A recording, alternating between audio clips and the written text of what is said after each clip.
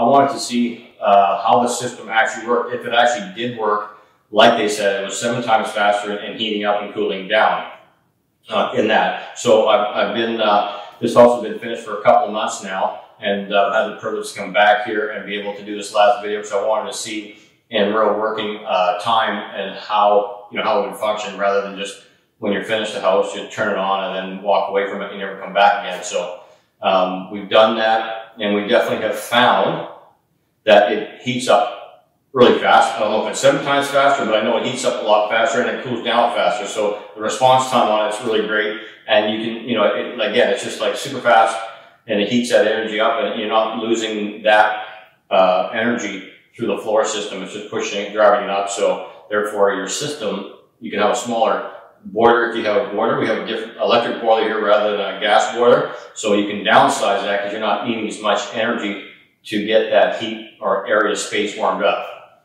which is great. So, but the only thing I found that we didn't realize what was going on is we had the router for the radio frequencies and so forth. Cell phones would have a problem in the basement, and we couldn't figure out why it was causing a problem. So we finally realized that the aluminum on top of the Warmboard was actually causing some radio interference.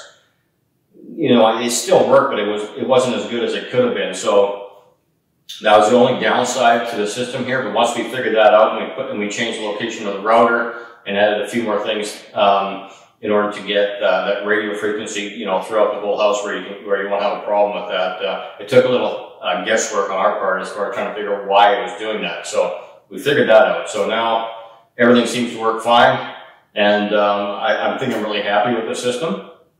I can't say anything negative except for the radio frequency. So anybody who's installing that, just be aware that the aluminum definitely causes some interference with the radio frequency. So there you go. That's it, guys. Take care. Have a great day.